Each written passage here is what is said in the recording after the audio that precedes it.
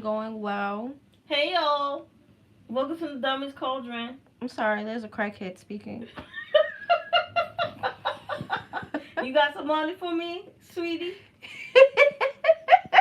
Can you give me $20? Stupid. Yeah, well, hopefully everyone's week has been going well, especially with all of the transits that shifted last week, you know. But hopefully it should be a lot more to a certain extent. On one hand, things should be a lot, to a certain extent, calmer. There should be a lot less edginess. But I'm gonna wait for some more people to come in and then we'll get started.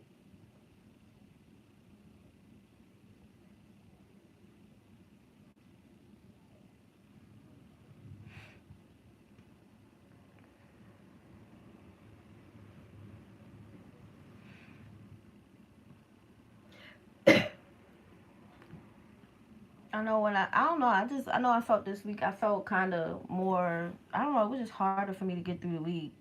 But I'll explain why, because it's really going to be interesting, but, you know, as the title says, when you show your ass, you might have growth. You just might.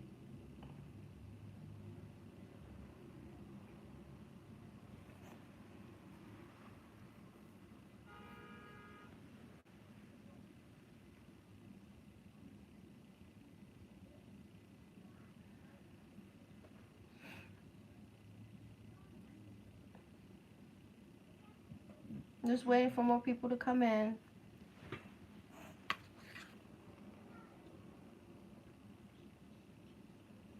Hey, Alicia.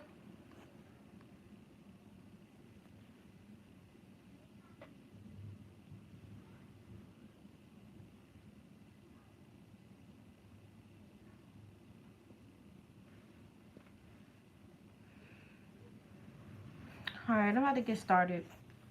So, this week, we're going to have, an interesting thing. Technically, we're going to have some combustions, and combustions happen when planets get into certain degree ranges near the sun. And so planets can fall into certain combustions so they can get weak. The sun is so strong, it really eats these planets up. Hey, Steve. It really eats these planets up, and so it makes it weak. And so, what we're going to have this week, even though we have all these planets in Aries, we're going to have the Sun, Mercury, and Jupiter. They're all going to just gather around. At some point, we could have the Sun and Chiron and Kazemi, which means that it'll be very strong and it'll be fortified. Hey, Deirdre. But during the week, all of these things will be combust. So Mercury will be combust, Jupiter will be combust, Chiron will be combust until the sun gets there towards the end of the week. And then towards the very tip of the week, like around the third, second or third, you're going to see Mercury move into Taurus. So this all creates a very interesting thing. So when Mercury is combust or is weakened, we're talking about communications, and we're also talking about like aggressive forms of communications. They can be eaten up and become weakened. This can be good, but there can also be certain things about people needing creativity, drive can be weakened. Jupiter can be weakened. Jupiter is where we get our sense of luck, good fortune, and hope. That can be weakened. You know, Chiron is where we get healing. That can be weakened because of where these planets are in combination to the sun. The sun is also overwhelming. It's eating these things up, and we won't see them come consumi or really purified in a sense, or like the strongest it could be until maybe like around the 10th, you know, next week, or maybe like the week after, but like around the 10th or 11th. So I can see people still having to heal from communications, still having to heal forms of their identity, still have to heal, you know, wisdom, knowledge, you know, hope, being open to hopeful experiences. open-mindedness, and then just Chiron, healing from grief and things under these aspects as well, especially as it deal with Aries, and Aries deals with who you are. So this is very much so tied to who you are as a person. And I can see, these can be arguments, you know, but this can also be a level of defeatedness. And the thing is like the rulership of Aries, which is the rulership of all these planets right now, Mercury, Sun, Jupiter, Chiron, they're all in Aries. So the rulership of Aries just went into Cancer. And we talked about that last week. And when it moves into Cancer, it isn't as robust in Cancer. And so it really can't do as much as it wants to do with this energy. And so what happens is that what happens is we're starting to have more emotional responses than we necessarily normally would. So yeah, people are having more emotional responses than they normally would, and also being bothered by the actions of others. We have more emotional responses, be more temperamental, moody, you know. So I can see this is all can it can cause conflict, um, but it can cause I can see it causing a lot of emotional turmoil, primarily so versus just outright combat. Can it get to that point? Yes, depending on how people's charts are aspected, and what else is going on, and just also the planets involved. But do I feel like it'll be a very much so emotionally charged energy? Yes. I feel like people are going to be emotionally charged this week. It's already happening to me. Sun, Taurus, Mercury, and Venus in Aries. I had a trigger attack at work today with a coworker. See? So people, and I'm sorry that happened to you, oh no. But, people, it's going to be conflict, but the conflict is very emotional. It's not like, and I'm not saying it will never get to hands and feet, because obviously with all of these Aries placements, it could go there. But these are it's very much so more emotionally charged, you know. But it's unfortunate, but that happens all the time. So things that you can see. Okay, so when Mercury and the Sun are together, we're going to have themes around your thoughts are linked to your identity. We can see ideas around people being self-absorbed, tricksters, people with bad nerves, communication and expression, and growth. And growth can come through thoughts and communication. So we're having growth through, all of this cutting up. People's nerves bad, people playing tricks. We can have growth. Speaking up, feeling attached to your vitality, people being nearsighted, people's point of views is attached to their egos. People can be quite subjective. People can do affirmation, mindfulness, restless, like a restless inner voice. Words are linked to your core self. You can be curious, scattered. We can also have stuff with very attached to being a dancer or physical forms of communication. Comedians, mimics, games and puzzles, storytellers, salesmen, ads, news anchors, carnies, talking heads, bus drivers, taxi drivers, skateboards, bikes, gossip, siblings, your father and how he was a thinker, the father's siblings. So this could be your aunts and uncles on your father's side.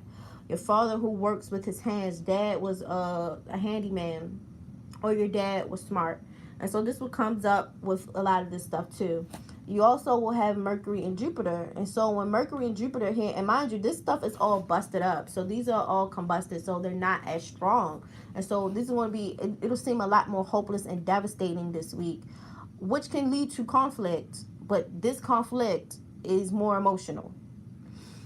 So when the Mercury and the Jupiter comes together, it's big ideas, talking too much, not enough action, people being arrogant, people being open-minded or struggling to be open-minded, expansive thinking, speculation, people struggling with philosophy, generalizing, lumping things together, glossing over details and particulars, getting the gist, motivational speakers, keynote speakers, epic stories and tales, people being full of hot air, blowhards, laughing things off, missing the details, people exaggerating wanting to talk about meaningful subjects, wanting more education, talking about morality. So we have more conversations about morality, thinking about morality, contemplating ethics, speaking with conscience, meaningful messages, believing in your own thoughts and having faith in your opinions, confident expressions, confident written expressions, mental confidence, confidence in communication in general, cheerleaders, contemplating religion and faith, and people who ponder and contemplate and mull, looking forward, thinking about the future, hope and optimism,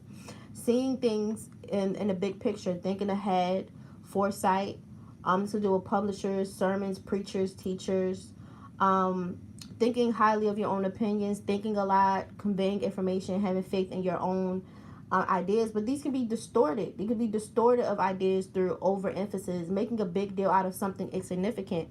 People, what you're going to see is like a distortion of that. So you'll see people beating a dead horse. People who struggle with being students of life or learning. People struggle with mind expansion. People struggling to brush off negative thinking and thoughts. People want to struggle with positive thinking. People want to be blind to the things that they don't want to see or hear, or there'll be misinterpretation through by not gathering all the facts. People don't have all the facts, and so this will require misinterpretation, and misinterpretation through focusing on only the parts you want to focus on. And so this creates an inflated sense of importance to your own thoughts and your own interests, you know. So you can see people not wanting to know what things mean. We can see negative siblings relationships that can loom over others. So one sibling is more important than the other. Having a little bit of knowledge but not going too far in your information, which can cause issues. Glossing over important details. Not reading enough, not studying enough, not learning anything new, not being adventurous. And so we'll see almost the opposite of that. It was because my insecurities was getting played with. I'm smoking a blunt now. Yeah, and that's, as you can see, like all of this stuff busting with Chiron, Jupiter, Mercury. People are going to feel more insecure, and they're going to have an eruption of emotions, and they're going to get into arguments, but these arguments are going to be a lot more emotional. Hey, Journey. They're going to be a lot more emotional, you know. So it is interesting. So we also have Mercury and Chiron, and so this is pain associated with speaking or writing or other forms of communication. It's going to be very hard to speak. People are going to be sensitive to communications. You're going to be sensitive to what people say, how they say it, when they say it. Words are definitely, when they say words can't hurt me, you know, words will definitely be hurting you. Thoughts and languages, they won't feel as healing. And you'll feel pain about not having your voice heard. And so your voice can be, you can be disregarded, you not be able to speak. And so you struggling to fight to say how you feel or say your side of the story. This can also be bad for storytellers. And people trying to get in touch with their own unique voice. People struggling to learn to be open to talk about their problems. Talking in general, expressing yourself or your thoughts, it just will be painful in general. This could also be prideful in the over self-importance of communication and your thoughts. Be quite pretentious. I guess the closest thing you could say is pride comes before a great fall. It'll be also hard to guide people with your words and thoughts. It'll be hard to play with language. Again, you have tricksters. Delivering messages that people may or may not want to hear. People being self-important, arrogant. People trying to deflate other people's egos with words. People trying to operate with no rational logic. So you also have people being mavericks, people putting their foot in their mouth, people embracing a paradox. They want to embrace something that really is like, it makes no sense or is asinine. People will struggle to streamline conflict or conflicting information or conflicting perceptions. So even if there is no argument, people are going to struggle to take information and to streamline it and to find a happy resolve in the middle, where you find conflicting information. People are going to struggle with this. They're going to struggle with reconciling opposites. You know, people are going to struggle with choosing either or. We can also see siblings with disabilities and illnesses. Um, People struggling to heal relationships with siblings, or there's a pain associated with siblings, or feeling wounded by a sibling or something like that. People having issues with a flawed education, feeling that their education was missing something, and you need to be you're not a rational learner, or you didn't get good opportunities in your education. um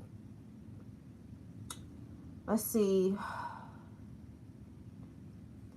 struggling with different learning styles, struggling to embark on your healing journey. People are trying to heal, but they're going to be struggling with it. um and people want to be struggling with learning things like being self-taught somewhere. They're going to really be struggling with these types of things.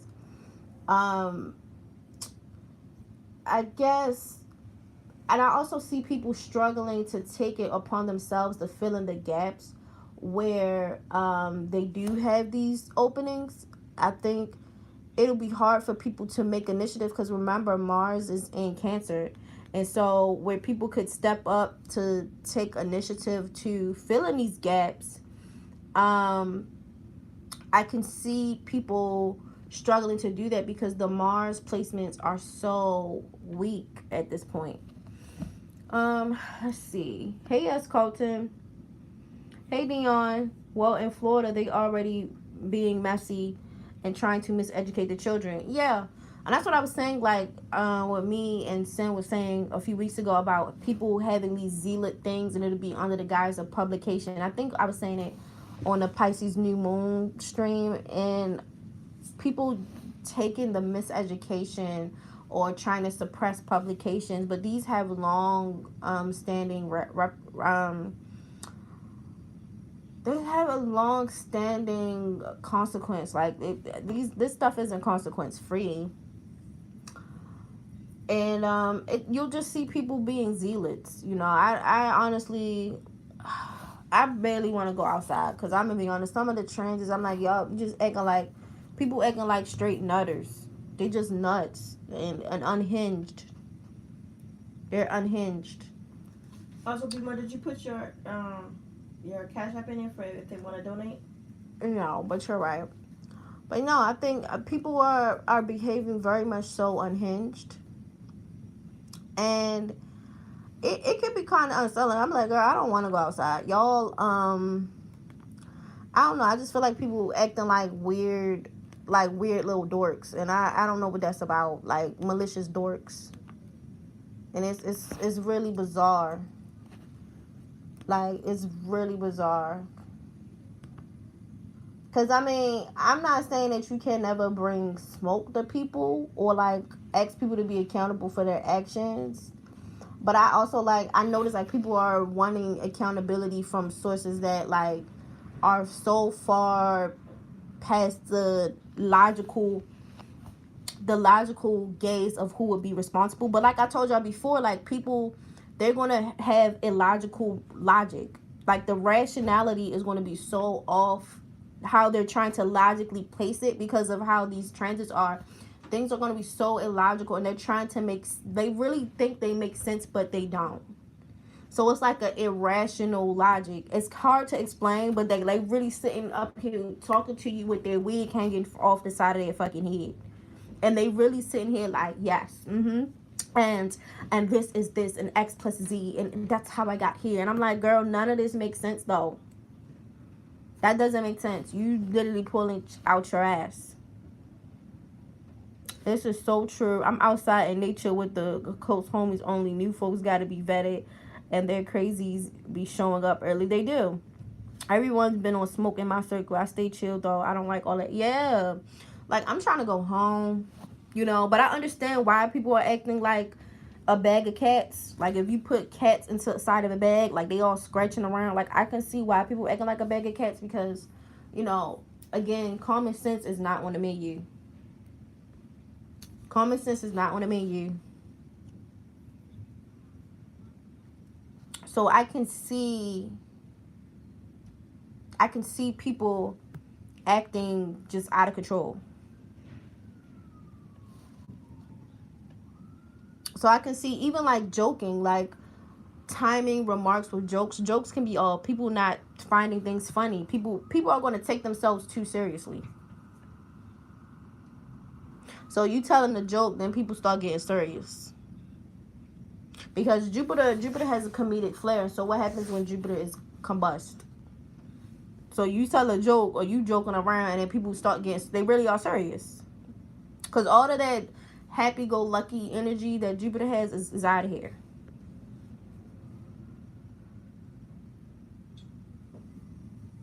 Because it's weakened. Or people are going to have issues with saying the right thing at the right time. And you'll be saying the exact wrong thing at the wrong time. There are no subtle communications.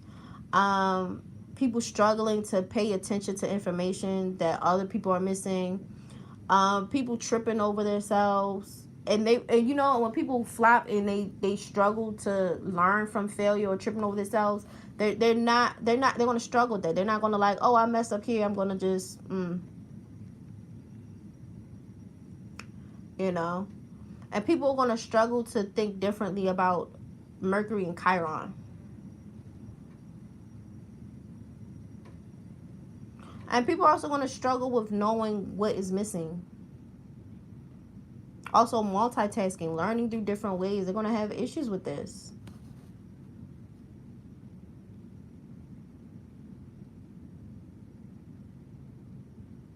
You know? So I can see people finding or struggling to find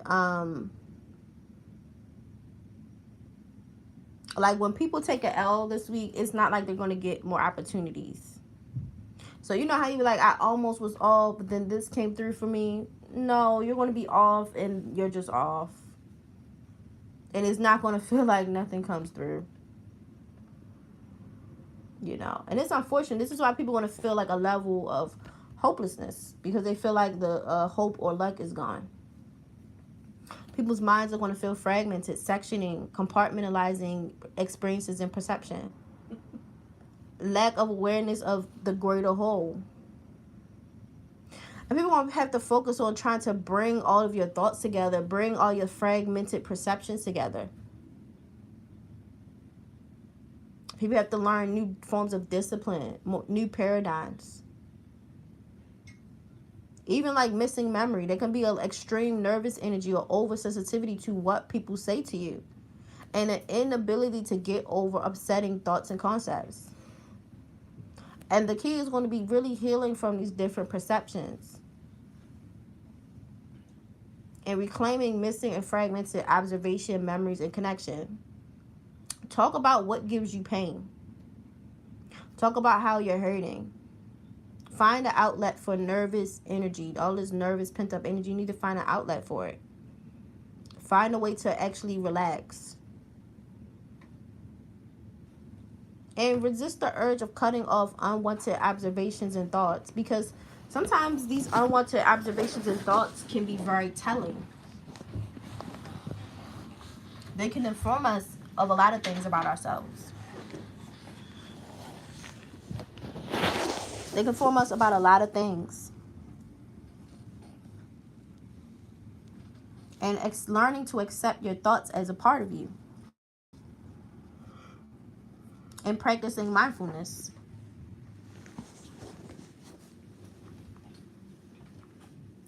And the beautiful part about this is by the time all of this becomes Kazemi next week, you're going to see a lot more positive things. So you're going to have more faith in yourself. Faith that things will work out. Be more optimistic. You could be self-indulgent. Attention for gluttony. A glutton for self-expression right now. But you'll be more, like if this goes right, you'll be more optimistic. Right now, you're a glutton for self-expression. Shining on wanting to express your beliefs very heavily. By the time this is over, you're going to be shining through your beliefs, shining through your appetite to actually learn about who you are as a person. You'll have a broad range, a way to express yourself. You'll be laughing more. You'll be self-educated. You taught yourself about yourself. You can learn a lot through travel, through different cultures, through learning from other people's point of views. You might even be more religious. Because right now we have people who will be religious zealots this week. And be overly enthusiastic about their own projects and creative pursuits and self-expression. And they'll have an out of balance view of their self-importance. And a out of balance proportion to be seen and acknowledged. These people are basically attention seeking. And how much their contribution matters. They're very extravagant, stretching their personal limits, too big for their britches. And their confidence is just out of control. People are just full of themselves. And this can also show up as like people not wanting you to be seen. They don't want you to be seen because they want to take up all the attention. And this could deal with, father figures or males. Like dad is overbearing. Dad seemed to loom larger than life. Dad's huge shadow. Dad left big shoes to fill. Dad could be also generous, kind, happy person. Maybe your father was a preacher or a teacher or traveler. Or dad is attached to law or philosophy during his time. Dad is a teacher. Dad gambles.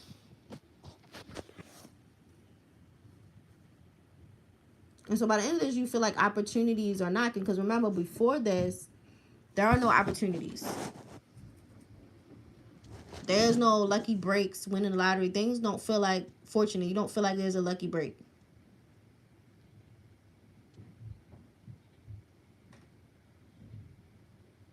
And so you don't feel like you can, the world is your oyster. You can accomplish anything. Oh, things will work out. Things don't feel like it's going to work out. You're going to feel very overwhelmed. You don't feel prosperous. You don't feel, as open. You actually kind of feel a little burnt out this week. And some people, might even lose their belief in justice.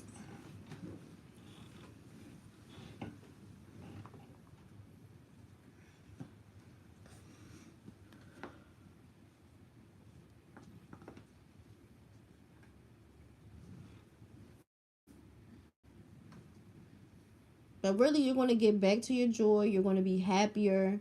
You're going to be more whole. But it's going to take some time because you're going to have to get back to understanding your existence of pain and how, being alive can be excruciating.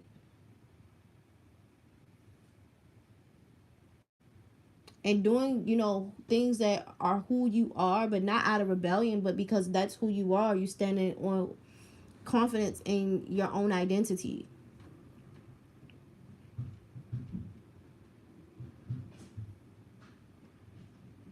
Like, we're not fighting to be a hero, to be seen. We're fighting just to be a human. And you're learning to embrace and accept the human experience and who you are.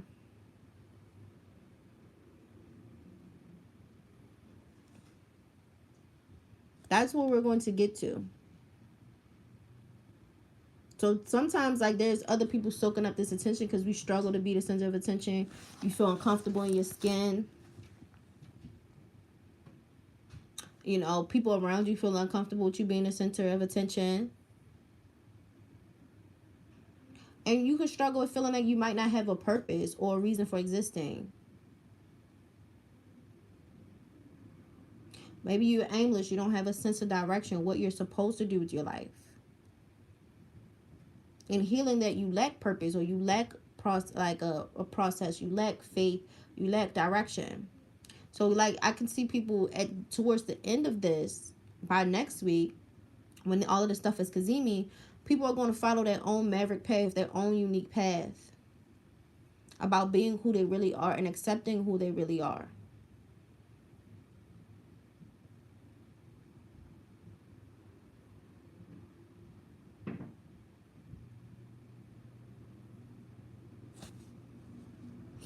Let me see.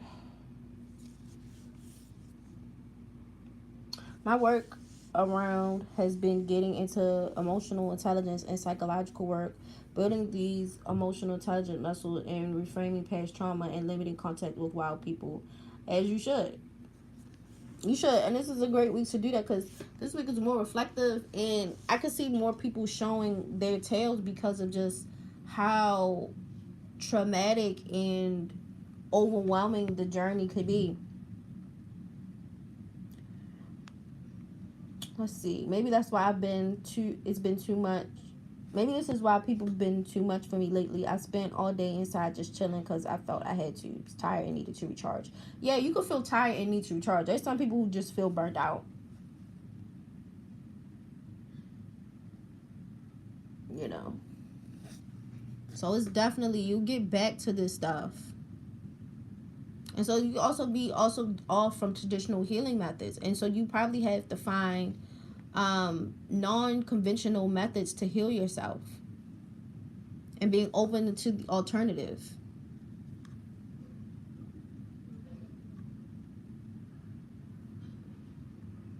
And you can also be having people convincing themselves that there's something wrong with them. And, you know, people just running around in circles trying to find out what's wrong with them, when what's wrong with you is that you running around in circles trying to find out what's wrong with you. There's nothing wrong with you.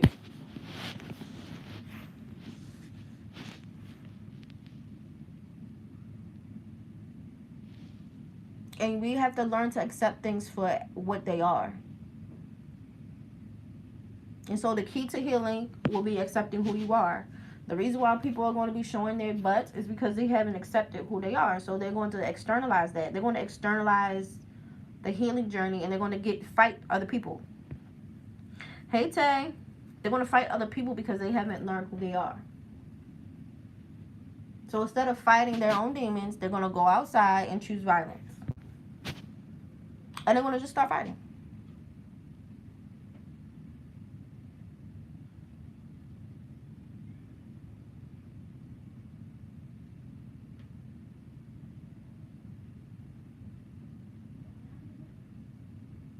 So we're going to have people who have a wounded sense of joy. People aren't happy. We're struggling with humor, feeling abundant, like there isn't enough to go around. People are going to have a strong lack mindset. People are going to be struggling of being light. People are going to be taking themselves way too serious. People having forced smiles, just over the top.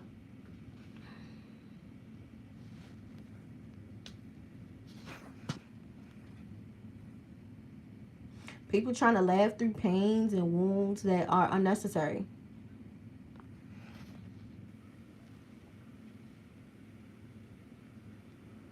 You know, people trying to, you know, heal their wounds with greater forces, their wounds in their relationship dynamics with God, you know, flawed missions, you know, people going overboard with morals and flawed morals, missions going awry, people just going overboard.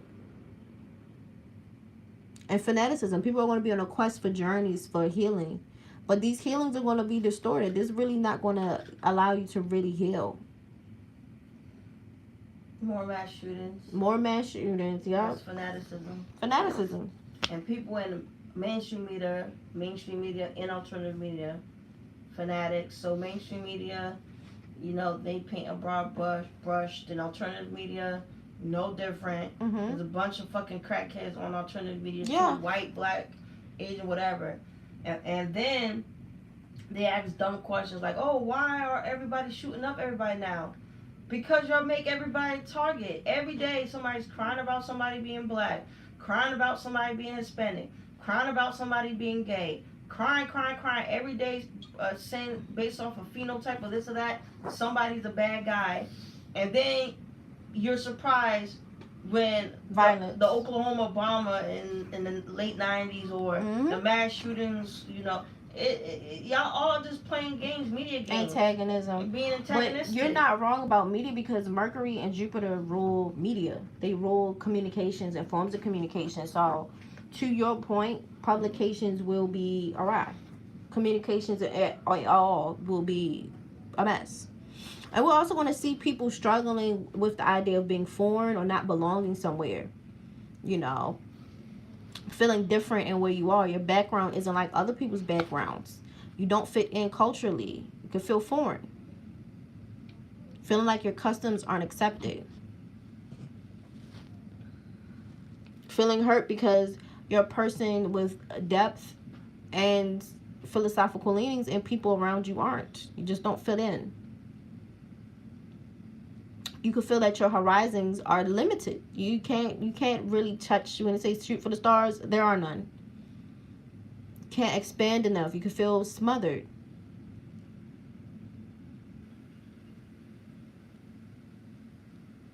And you feel like people just can't relate to you.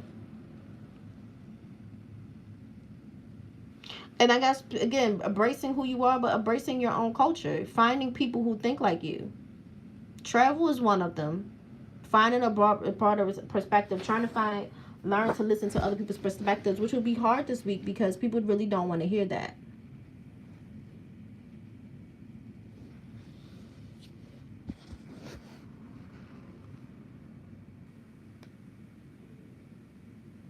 So we can have high emotions, people with low patience, irritability, conflict, stress, people being passionate and having emotional drives. Um, and people struggling like with emotional balance and practicality, emotions versus identity and willpower and basic life needs issues. You know, we can have all of this types of stuff. We can have a lot of tantrums, dismissiveness, greediness, detachment, common sense versus logic. I would not buy anything under some of these transits because some of the stuff that rules things that where you would buy or rules sales is a bit off. So we can get into situations of manipulation, control, moodiness, mixed emotions.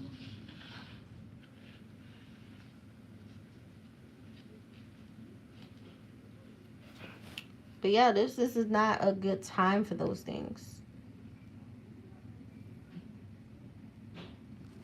It actually feels kind of somber. Any questions before I get into the rising signs?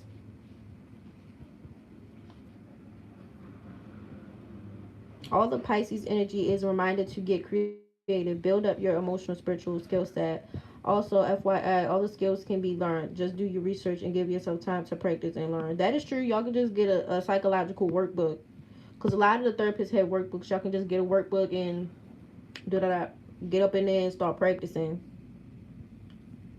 So, would be safe to say this is the energy of involution. Evolution makes you grow from outside experience, with involution forces you to grow from inexperienced wisdom, perhaps. I could see that, but I guess some would express that as like as called as the feminine journey. So like when you read stories or like fables, or you see like for instance like the Odyssey, where Odysseus is like fighting the elements, fighting gods, fighting this. That's a masculine journey and that's externalized, you know. Or like when people are like the underdogs and they you know overcome these things like external forces, this is a masculine journey. Versus like when people have a internal journey where they have to battle themselves, and that's what we're going to see this week, like to your point. And so this is the feminine journey. But I also know that because people struggle with their femininity, including other women, like people in general, like this country does not help people on their feminine journeys, like at all, regardless of like gender. I can see people externalizing their feminine journey and getting into physical altercations because that's the only thing that makes sense to them. Sorry, I got a call. Where are we in the wheel? We didn't start the risings yet. We're still talking about just the general vibe of the week. So you didn't miss much, journey. So, but yeah, I could see people externalizing these journeys. So like where people have to go inside themselves and go into feminine journeys and battle their own demons. That is the feminine path. Which is what many are not doing. Yeah, they're not going to do the feminine path. They're going to externalize it. They're going to get into a fight, or they're going to start shooting people or whatever. Many are looking for external conquering. Masculine journeys. The country is, we got to fight it back from this group of people. You got to fight it back from yourself. Your violent rage and not being able to solve problems through innovation is why so many people in this country are dying, and not only by mass shootings. So because everyone is trying to look for an enemy outside of themselves, a masculine, they're not doing no work, feminine work of self-development. No, They're uncivilized. You know, civility and civilized, like becoming civil, is a feminine. It's a Venusian aspect. It's feminine. So like if people are acting uncivilized, they're acting. There's a hyper uptick of hyper masculinity because we're externalizing things, and I'm talking about like just the view or the how energy flows. Right, and that energy is regardless of gender. If you're gender, this is a hyper masculine thing. That energy is supposed to be used to defend your country and your home. Yeah. You know, your house if someone tries to invade it. Everybody's using masculine energy just recklessly and then crying about why my kids getting shot up. Why did because you're creating that energy of not focusing on self but blaming other people every day.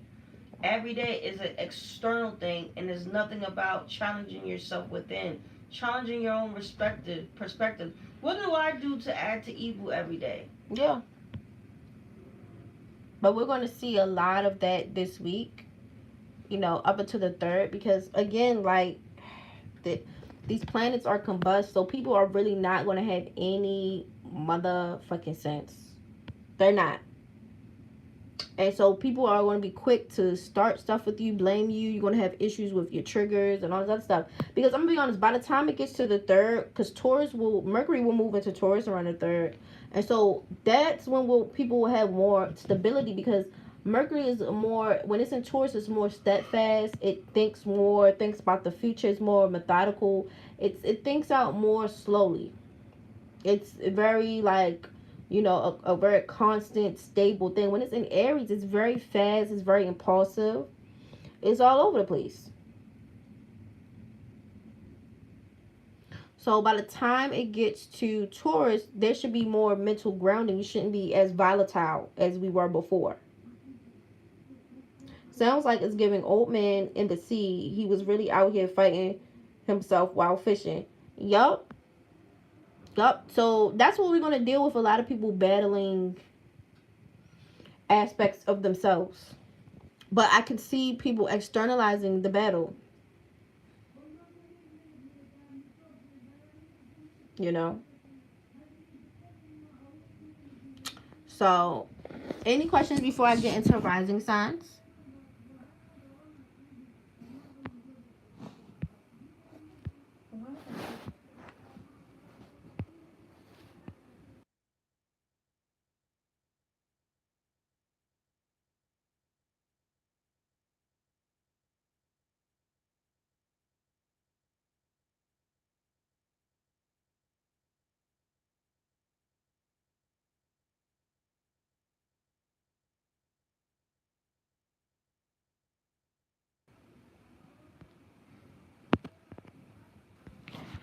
Okay.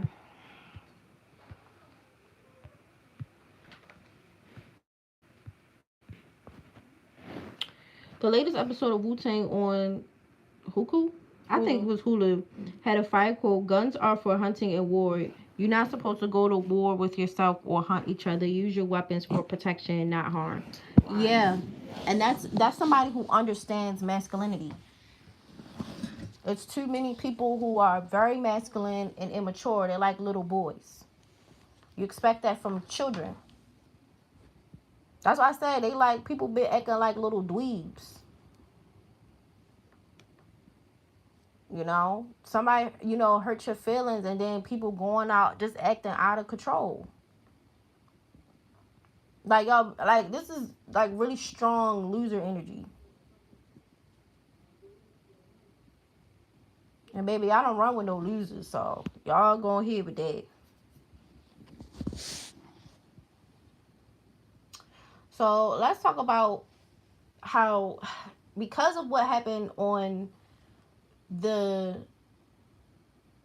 new moon in Aries, the lunation that we had last week, the moon in Cancer is going to square that. So remember I was talking to y'all about all the restless energy, all this crazy energy that went on last week with the new moon in Aries, with people's fast egos, accidents, anger, people fighting, coming up with quick decisions, temper, thinking before they speak, or doing actions before they think things through, people being scapegoated, you know, all of this stuff. People or and it's also an aspect where people want to push for leadership skills, where the people could work for actually learning how to do proper leadership skills and think through issues that limit their success, where maybe where I'm a bit bummy and I could be better. I could be better. And examine your own personal beliefs and your own philosophy. So now we're here with the moon in Cancer, because we'll have a Cancer moon this week. Now, granted, it's not a lunation, but as the cycle goes on, you know, as you go through different modes, they'll square the original point. And so this is what we have to learn to adapt to whatever the initial point of the new moon was. So wherever you had Aries. And so I'm pretty sure if y'all remember where we had where y'all had these Aries placements, is as I go through the list, you'll see where you have to challenge yourself to be better based off of that Aries energy that just came in last week. Because the moon is in Cancer, that's cardinal too. So it's going to square that. Okay? So first up is Capricorn risings. So this week you're going to have you guys have Cancer in the 7th house, and so this is going to square or challenge you where in communications dynamics with other people, and so how we communicate, and also everyday life dynamics with other people. So you're going to be challenged there. You're going to have some challenges, you know, in these aspects, you know, with other people. And as far as in where the grounding is towards the end of the week, where you'll feel more grounding in Mercury once it moves into Taurus in your 4th house, and so you'll be more stable. You'll be more stable, and you'll have, you know, more steady pace. But I can see for Capricorns this week, Capricorn risings, y'all are going to have issues with other people in forms of communication, messages, talking, everyday life dynamics. And as far as where this cold Kazemi thing will take place, it'll take place in your 3rd house, and so you'll get the purification of healing your communication and identifying with these types of dynamics in your 3rd house. It's going to take all week, so you're going to be going through trying to work through all these conversations, but it's going to take all week to do it. But that's where you're going to have it. So for Aquarius risings, let me see.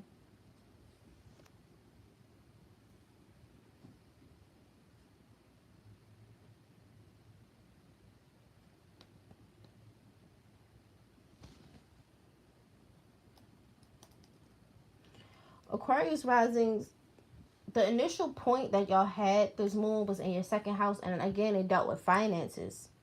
So the challenge would be for you, where you would feel the point again, will be in your 5th house, and it would deal with recreation and fun and spending, and also work and responsibility in the 6th, but it'll mostly be in your 5th house. And so lovers, spending, socializing. Are we overly socializing? Are we spending too much? Investments, are we investing? How well are our investments going? What are we investing in? And so Chiron deals with yourself and what we own and how we identify with that. Cancer rules family and emotions, and so we be having outbursts with that, you know, lovers, women, and how we spend our money. So we could be going out, we can be having hobbies, spending monies on hobbies and stuff like that, spending money on lovers, children, creativity, crypto. So that's what the challenge is. Because remember, I told you, when y'all have certain things in some of these houses, we could deal with overspending. We could deal with overspending.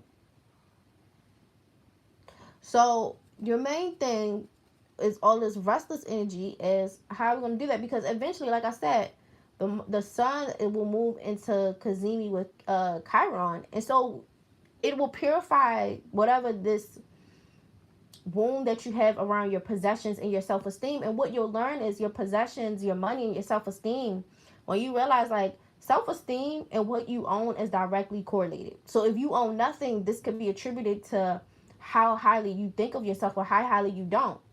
And for you, this will also be attached to the quality of lovers you have, the way your children act, the type of hobbies you have, the way your personality is. There could be some slight personality issues you have to work through.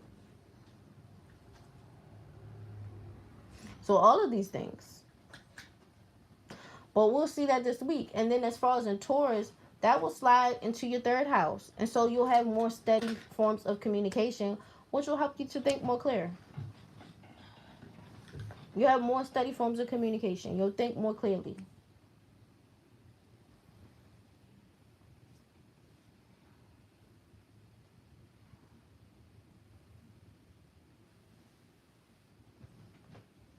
Let's see.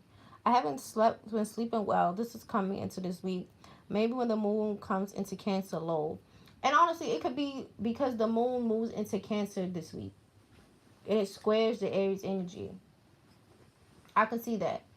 Then also, like, whatever placement that you have predominantly. And this is restless energy because what happens is the moon and the Cancer moon and Mars conjunct each other. So this can create restlessness. That's what I'm saying, that there's a restlessness, mixed emotion, irritability thing going on. And it started from that Aries new moon and it's still here. Because the moon will conjunct Cancer. So you'll still have it. You'll still have it. Everyone will still have it because Mars just went into Cancer.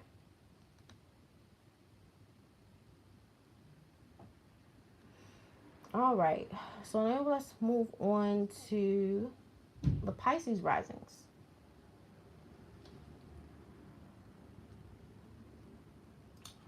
So for Pisces risings, Aries took place in your first house. And so this dealt with a lot of things that dealt with yourself, your personality, and forms of your physical body, and healing these things and healing how you identify with your body and yourself and your personality. Cancer is going to be, for you guys, it's going to push in your, it looks like really closely, but I'm going to say it's your fourth house. It's going to push into your fourth house. And so you're going to have things that deal with, again, things that tie with your family, things that are going to tie with lovers.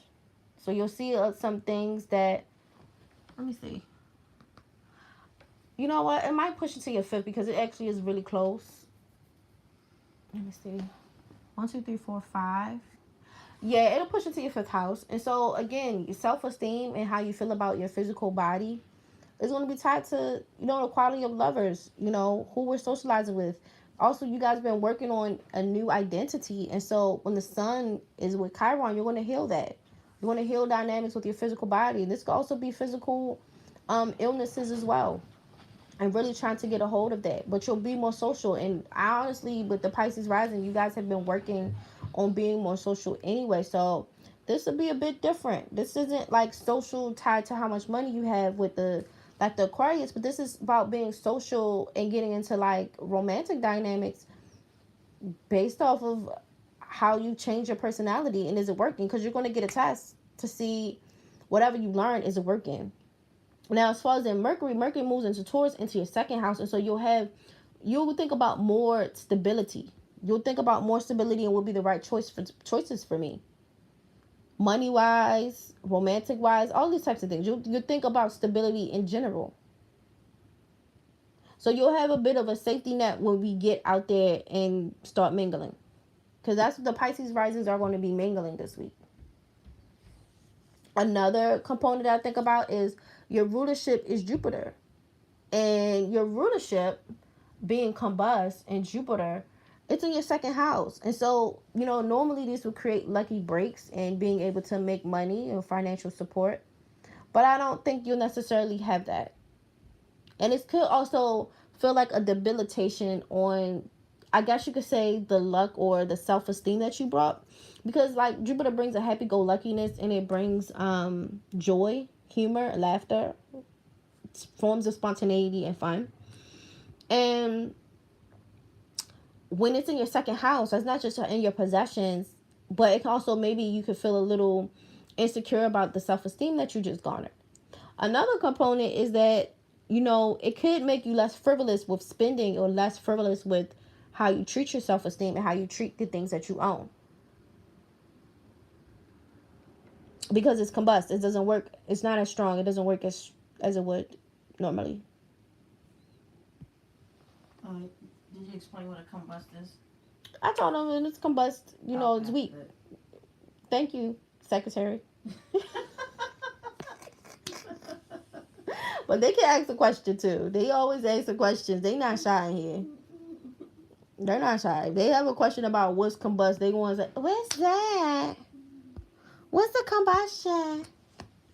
What's the kazemi?" So yeah, that's what you guys are going to have. So you guys will be out there more, but it's going to feel less dreamy than usual. It will feel less happy-go-lucky than you guys are used to. You know, but it's not for. I don't think it's for nothing. I think some of that can just help take some of the. It'll keep Pisces from kind of being over the top. I feel like it can be a help. It might not feel like it because it's like it's Debbie Downer energy. I could see people internalizing as that, but one could say it can keep y'all from being reckless too. You know.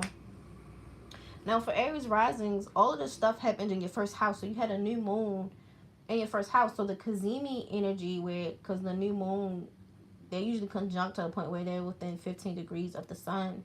And so this is going to happen in your first.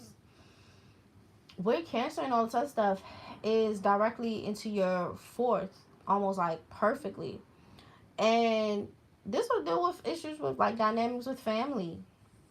You're going to have issues with family, and so you could have some struggles with family dynamics versus career dynamics, or like reputation.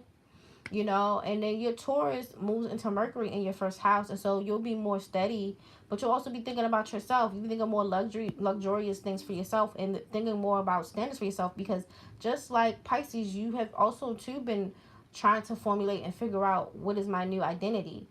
Pisces has been, thinking about structured goals, long-term goals, but you guys have been thinking about more creative expression and transformation, your identity in that way. Like, how can I have creative expression? It will be fun. Am I open to new opportunities? But you guys have been trying to transform your identity very much so differently. And then I think maybe like a third would be now Aquarius risings with the Pluto there, and Aquarius about transforming yourself and transforming your identity too. So you guys all have identities, but it's different reasons. It's for different things, but you're trying to be more open. But again, Jupiter's combust, and so you could feel less happy-go-lucky, and you could feel less open to trying new things. But again, by the end of the week, Mercury move into Taurus, so you'll be more grounded in your approach. You'll be more grounded, and you'll feel less hopeless, but you'll be more balanced. But yeah, this will deal with these dynamics because it's in your fourth house. And some of these aspects, I can see people having war and conflicting energy at home. Things that they buy, family. Also having conflicts with things that are hidden, things people don't even know about. They wouldn't even think about it. But this also affects your career. This affects your career. It affects everything. So all of this disturbance, it kind of shakes up so much stuff, like, that people can, like, physically see this stuff. At work, it can affect your reputation.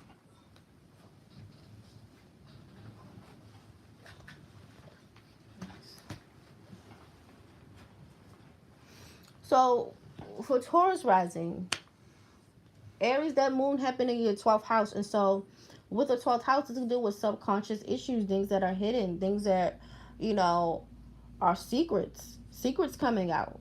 And so, now, with it squaring Cancer, this can come into your 3rd house with siblings, neighborhoods, neighbors, communities. And so we can have secrets coming out around these themes. Now, Mercury goes to move to your first house, and it'll be more steadfast, and you'll have more centered thoughts around yourself. But the square will be around, these type of things. You could be beefing with siblings, you could be beefing with neighbors, and all types of stuff, different communities, and getting into aggressive communication. This can be from an unconscious place. It's not a conscious thing. It could be a subconscious place. And also, these could be secret issues that you have with people that they don't see. So because Aries is in the 12th house, this can be like hidden forms of like hidden aggression that we don't see. And so people low key having smoke with you, and you don't necessarily have all the pieces to work it out. Because Aries is in the 12th. And it's not as robust, because usually Jupiter in the 12th gives us a lucky break. It comes at the right time. It helps us in times of need, when we're really down bad, and you can have like a thing of good luck, but again the sun is there and it's combusting it. So Jupiter is not going to be able to offer us the luck that we're used to getting with it being in the 12th house. So you'll be less courageous, less enthusiastic, less faith. You won't be as brave as you used to. You can have some issues with biases. Being self-interested, self-centered.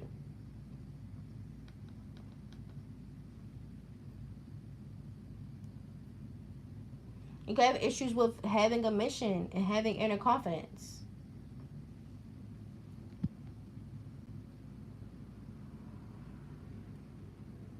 Hey, no one. But this can really weigh on you on a subconscious level, so it can make communication hard. And I can see why it can make the conversations hard in these dynamics too.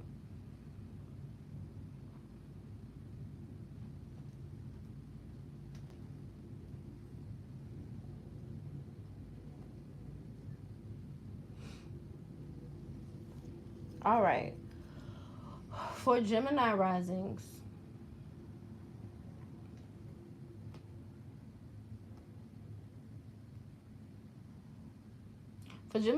this occurred in your 11th house. And so your friend groups, your socialization groups, your hopes and dreams. And because all of this stuff is Kazemi with the sun, Chiron, and Jupiter, anytime you have any drive or luck pushing you through networking, meeting new people, hopes, dreams, all this other stuff, all of this is combined, so you don't feel as strongly about it. Maybe you're about to give up on your dreams that you always wanted to. Something you always wanted to do. Try to push through it. Because Cancer's in your second house, so this is money. So where your hopes and dreams can make you money.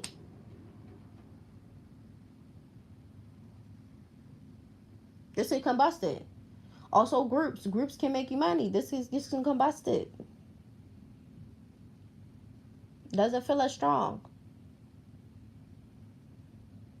And Mercury is going to move into Taurus in the 12th house. And so that's where you have more stability. And this will be more unconscious stability.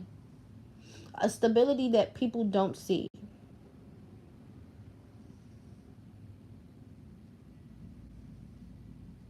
It's going to be a stability that people don't get to see. But don't let whatever this is shake you off of your dream and shake you off your money, because again, Cancer's in your second house, so there can be some irritability conflicting in your second house. Money, self-esteem. Just keep driving forward, because there's a dream that you always wanted, which is that whole 11th house energy. Friends, socializing. They could be friends that knock you off of this course, groups that knock you off this course. You have to stay focused. For Cancer risings, this occurred in your 10th house with your career. So you had a thing of initiating new things around jobs, career, and your reputation. This square happens in your first house, and so you doing things to ruin your own reputation. You doing things that, it's confusing people. You doing stuff that upends your own career. Now, again, Mercury's going to move into your 11th house. So, again, socializing, networking. You're going to be able to network, meet people that can push and launch your your ideas on out, but you working against yourself here. Because again, the first core thing started in your 10th house. So you have to think about that. What am I personally doing that, maybe people don't see me how I really want to come across, and it's affecting my reputation or affecting my career? It's a personality issue. What are you doing?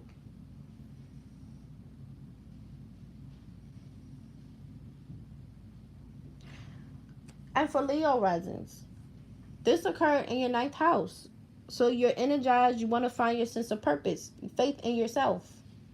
All of this is combusted, you feel like a little bit hopeless and aimless right now. And this occurs in your square, occurs in your 12th house. So this is an unconscious type of discouragement. So your confidence could be lacking on an unconscious level. There could be secrets that can come up that can knock your confidence out. Secret enemies that can come and knock your confidence out.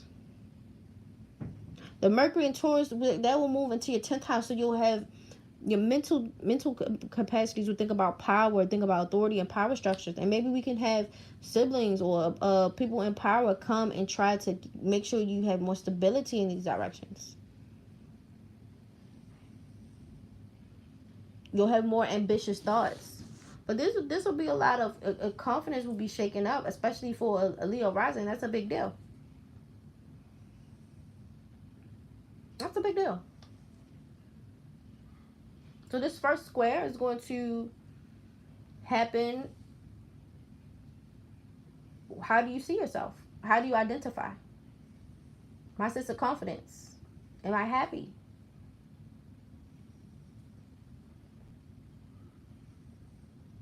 I don't know. And this is an unconscious issue.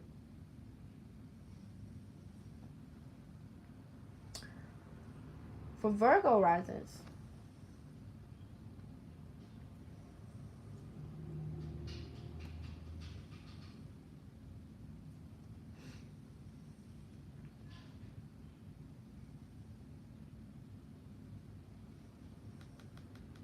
give me a second, guys.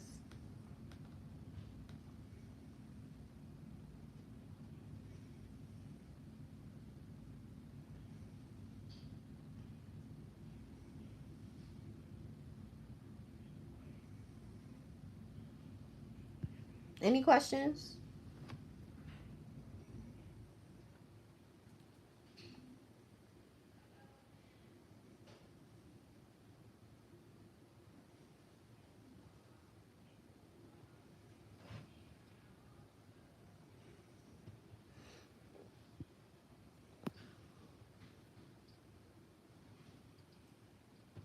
All right, for Virgo risings, this happened in your 8th house, and this dealt with shared resources, unconscious elements, things that you inherit from your family, your spouse's money, other people's money, other people's resources, right?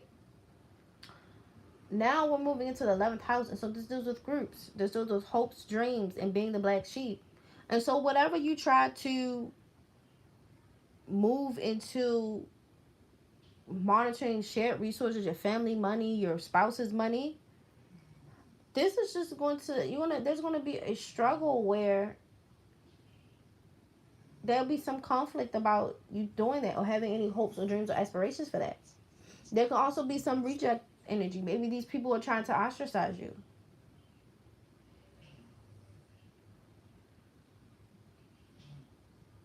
So you try to nurture or take care of or conserve some of this stuff. They I can see them ostracizing you behind this. And then Mercury moves into your 9th house, and so you get very sure about your faith and your sense of direction. You get very strong and sure about it. There's a steadfastness that you have. You're very sure about, okay, I need to do this. With financial security, I need to do this. I need to move this here. And there'll be some conflict.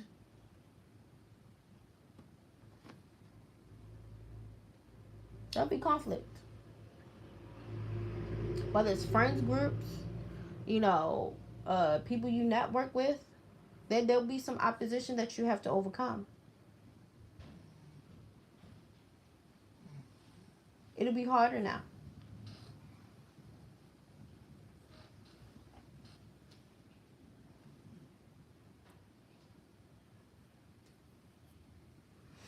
So it really just depends what you guys are trying to do with shared resources of a partner, or even dealing with deep psychological issues that maybe you've inherited from your family.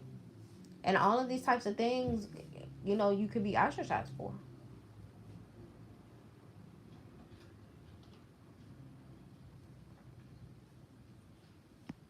Let's see. Been talking to more women more than usual. I can see that. Depending on what you have in your chart, you could be activating certain placements.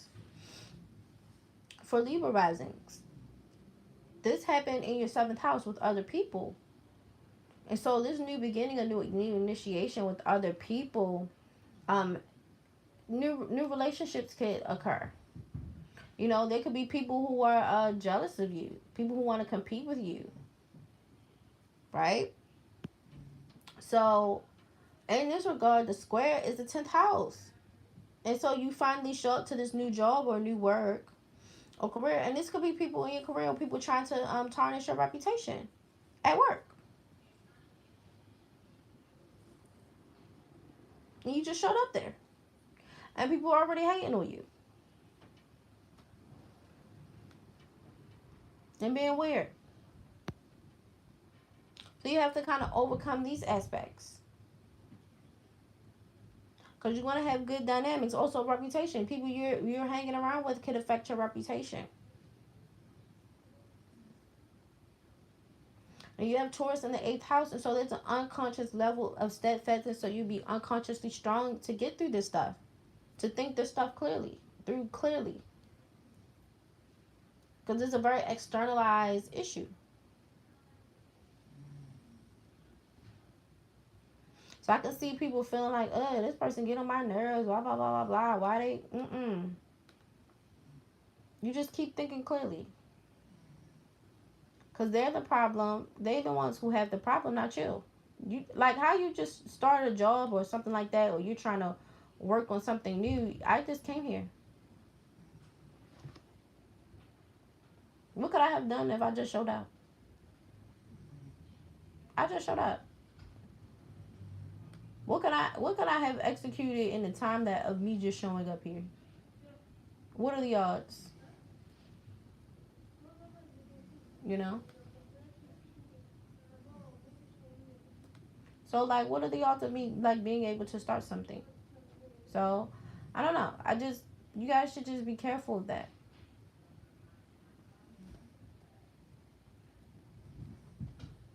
So for Scorpio risings, this happened in your 5th house. And so this could be things that are tied to your lovers, tied to children, tied to your creativity. All of this stuff was initiated here. Now with Cancer being in your 8th house, again, issues with intimacy, issues with trust. But Taurus moves into your 7th house, and so there'll be more steadfastness and more structure in how you have communications with people.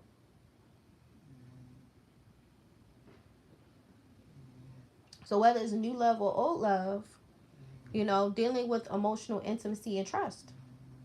Dealing with your partner's shared resources, because this is the 5th house. You could also be dealing with lovers dynamics of maybe you're investing money for your lover.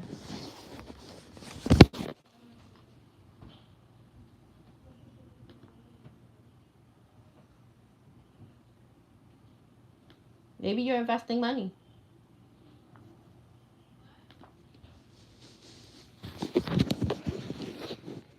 Again, catching the tail end. How y'all doing? Good. Going to be on my Perlet's email and do my work to get that money. Just got home from class.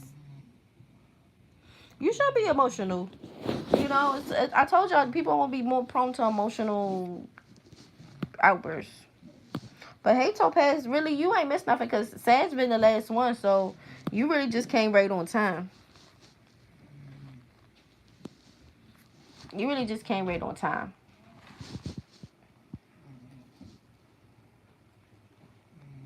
So you really ain't missed much. Hopefully you had a good day at class, school.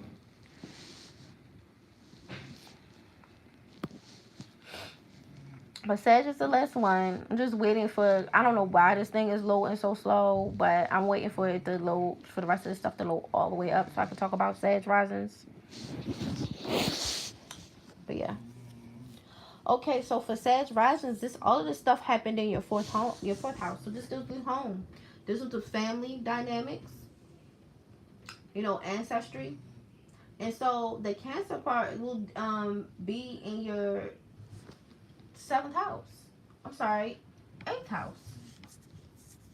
And so this could deal with you inheriting something and people feeling like you got something. So whether you get money from a family member or get some type of possession or unconscious power and control dynamics that you have with your family members. Because you're already fighting for individuality and staying in your ground before. So this could deal with issues there. And Taurus is going to move into your fifth house. So again, having more, steady thoughts around your personality, your lovers, your children. How do you want to express yourself, your forms of self-expression? And so you're already working on standing your grounds in certain forms of self-expression. And now we're going to be in the eighth house with the moon there. This could be very subjective and seeing slights in different things where there could be none. But I can see you already being taxed of any goodwill with family members anyway. They already burning you out. So I can see y'all really revving up for some shit. But towards the end of the week, again, you'll have more steadfastness. Mercury move into Taurus, so your thoughts will become less calmer. But up until this point, smoke with the family. Straight up smoke.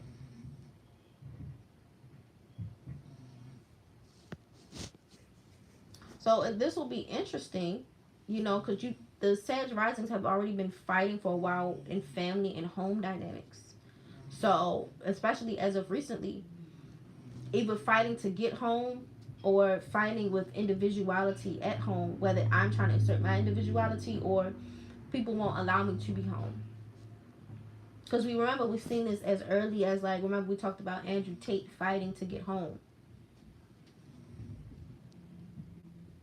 So when the moon moves into the eighth house, it deals with, very subjective and very much so emotional thinking, very irritable thinking.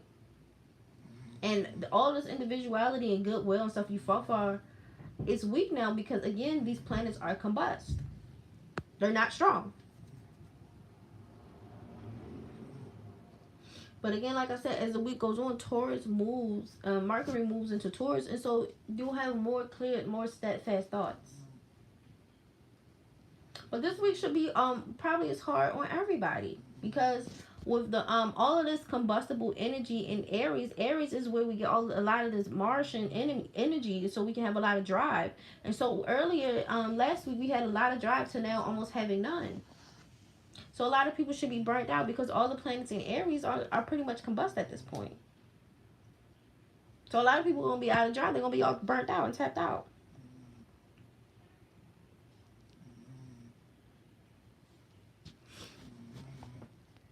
And we actually gearing up a following week for a full moon in Libra.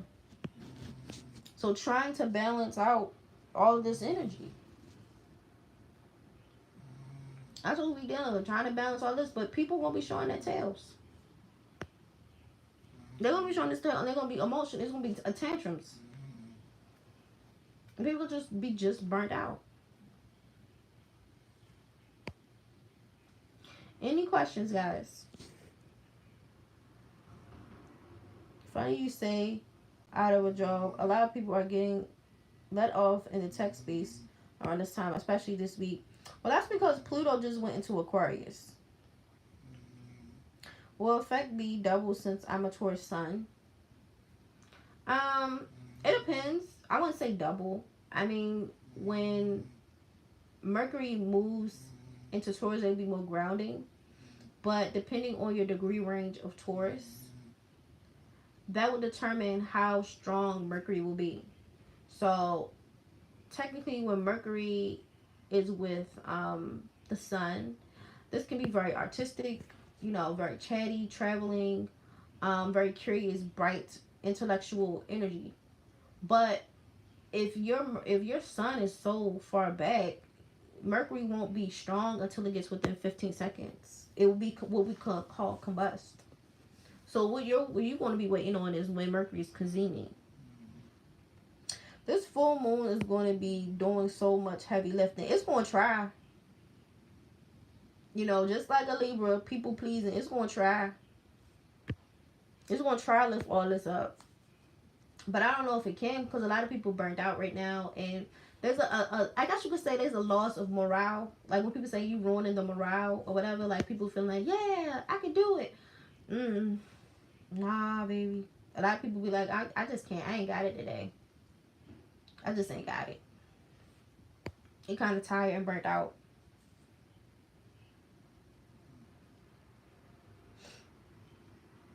But I told y'all, like, when Mars goes into Cancer, people will be a lot less like, I'm ready to shoot it all up. But will they be more emotional and have more emotional reactions? Like, they could still get into it with people because, again, it's a lot of Mars energy, but it'll be more emotional outbursts, like tantrums or people crying, people being hysterical, like, you know. Hey, Queen. But people are going to just be all over the place this week. So we went from people being ratchet and scratchy to people like having like whole mental breakdowns, crying and all of it. And people just feeling like hopeless, like, oh my god, nothing is going right. When like it's gonna be that energy. Not Libra full moon, the weak kid getting jumped in the cosmic playground. I don't really think they're weak. I actually think that they're useful. The sun Libras, they be a handful, and I'm gonna be real. Like, I just feel like there's certain zodiac signs that certain genders struggle with because of socialization. And I also think there's a spiritual resonance attached to certain genderizations, especially if you read like certain occultic work. And I think like I would take a female Libra over a male Libra because like I feel like with the masculinity aspect or the maleness, I feel like they can struggle a little bit with it. I feel like they be mad wilding, you know. With my Mars already in Pisces, how would this be affected? It really depends, you know. Like that's a big gap question. Like it depends. You should really look at if you're just looking at your own personal chart, you should look at if you have anything ruled by Mars, if you have anything ruled by the moon. Because if your Mars is in Pisces, that means it's ruled by Neptune and Jupiter. Now, what will be interesting is the fact that because your Mars is in Pisces ruled by Neptune and Jupiter, and I told you that Jupiter is combust, that means you could be really burnt out and really weak this week. That's what you should be doing. That's how you do that. You look for the rulership.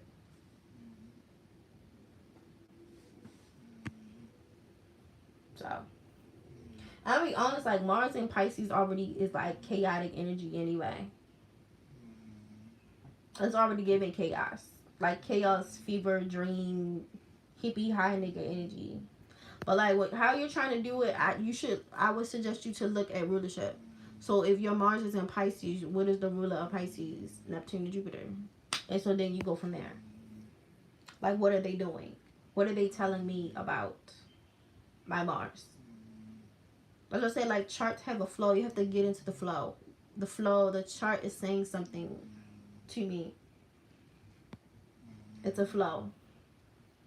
That's why people be like, when they'll read like one aspect and they be like, oh my god, my life is over. That means I will never. And I'm like, sometimes it really helps. Like I remember we was looking at, I think, Digital B's chart briefly, like just breeze and pass. And even though I think she had like a Venus in fall detriment, I think it was like Virgo, she had another placement that said that she would spend too much money. And so like that Venus in Virgo is saving her life right now. It's keeping her from being bankrupt. You know, it's keeping her from spending everything not nailed down because she had another placement that want to spend everything. So it depends. It really depends, y'all. That's like, y'all have to get into the flow. So sometimes y'all be like, oh, my thing weak. I'm like, nah, baby. Sometimes y'all be needing to have weak Mars because some of y'all be having hot nigga placements and y'all need to or y'all might be in jail. Like y'all crazy. I'm like, I'm looking at this chart. I'm like, this is chaotic energy. You need a weak ass Mars because you don't know how to act. Like if you really acted out what you thought, your ass has been in prison. So you need a weak Mars. You know, like stuff like that. Chaotic how I just feel like okay. Mars and Pisces, don't get me wrong, they can be good at certain things. So they can be like very artistic, very dreamy. Like it's like a dreamy type of thing. Very there's some elements of like kind of like glamorous or sensuality. Like people can see like some of your actions as being that. But there's another aspect where there's like delusional actions, manipulative actions that people can't see like being slick. And then there's another thing of like being chaotic because it's like a feverish thing. Because like think about Mars. Mars is action, movement, force. But Neptune in its place is like dreamy and distorted. Jupiter is kind of like enlarged and, you know, feeling almost grandiose to the point where it can be loose from the body. So when you see a Mars in Pisces, this can come off very frantic and feverish. And sometimes delusional action. Now, can it be like spiritual? Like people sometimes seeing certain things, and maybe I might do a series about certain placements so y'all can see the vibe. Like when I see the vibe, but like there's certain people that I see like as celebrities that have like or like prominent figures with Mars and Pisces, and I'm like, I see how they work that out. I see how they got through with all of this shit. Cause that placement really, that Mars and Pisces really like helped them. All immutable signs got chaotic energy between genius and serial killer, for real, for real. I'm not gonna lie. Mutable signs do be fucking buck wild as Colton. But let me tell you something. I will take mutable sign women over mutable sign men. Any day of the week. Any day of the week. Because I feel like they be doing too much. The men do too much, baby. I can't do it. I can't do it. Now, there's some of the women that's mutable that I really be side-eyeing too. Like, for instance, like, for real, like, Sin laugh at me when I be like, just no to Virgos, because Virgos is wild. Sag placements, a man got too many Sag placements, I'm backing up. Gemini, that's like a little brother, like, I'm not interested, ill. They got that little baby kid energy. And Pisces men, I feel like they be emotional terrorists and also like entitled, but don't see how they're being an emotional terrorist. Like they're also delusional, so like they'll do something. That's what I'm saying. Like they'll do something that's like entitled and self-centered, but then don't see it. Like I don't have time for that either. And really, Virgo want to be out of control because like I think they could be brilliant, but let me tell you, like just know the Virgos. Like Virgo women, like I noticed like Virgo energy.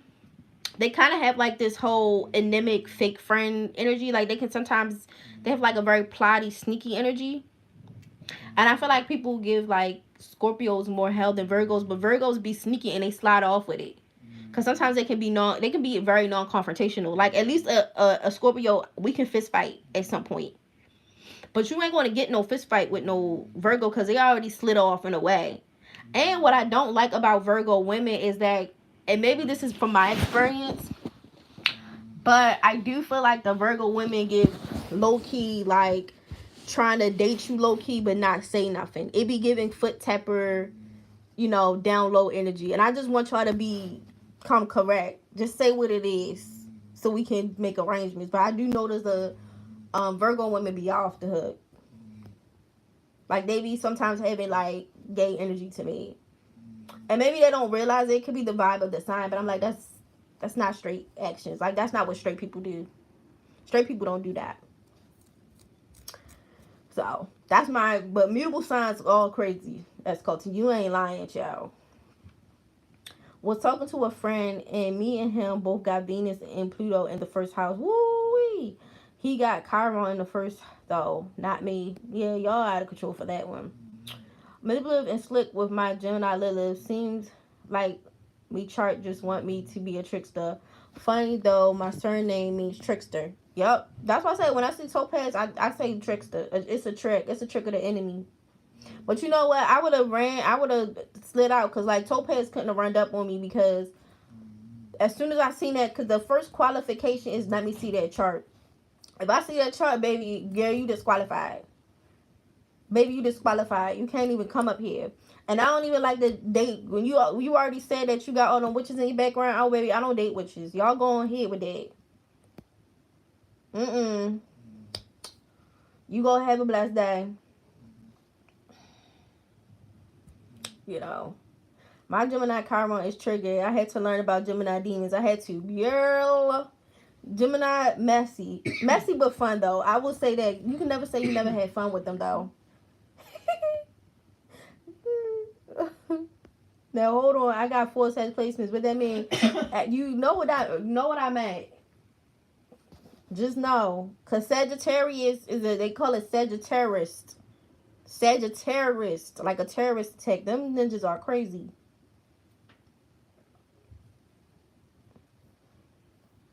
Ain't nobody hating off of y'all.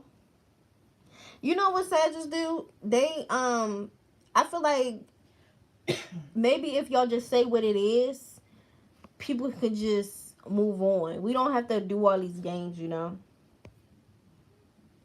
Virgo unhinged energy gives off American Psycho. I'm telling y'all, them Virgos are out of control, child. I don't fool with them, men or women. Men or women.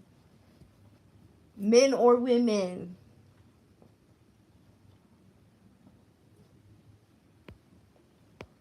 So, Virgos don't rock a hot hand. Girl, they do. They really do. I don't fool with them. It's methodical, planned, and villainous Virgos. Girl, they evil, child. I run the other way. At least a Gemini, like, they might do something messed up, but they lose their attention span, and then they break up the energy. They can't always see it through. They break it up. But a Virgo, child, they going to do everything. Ain't trying to get caught up. You damn right. You don't want to become a goat? No, baby. I don't need nobody cutting no goats on my behalf. Y'all have a blessed day. Just know. Out of here. And she mad sneaky. That's all I'm saying. Amen. Akuda Matata. Mad sneaky. For no reason. They be unhinged. But alright, y'all. I'm about to hop off of here. But y'all have a good night, okay? And y'all be safe. And I guess y'all should just journal through this whole time. But, you know, y'all be safe because this week is a rough one. It's an emotional roller coaster.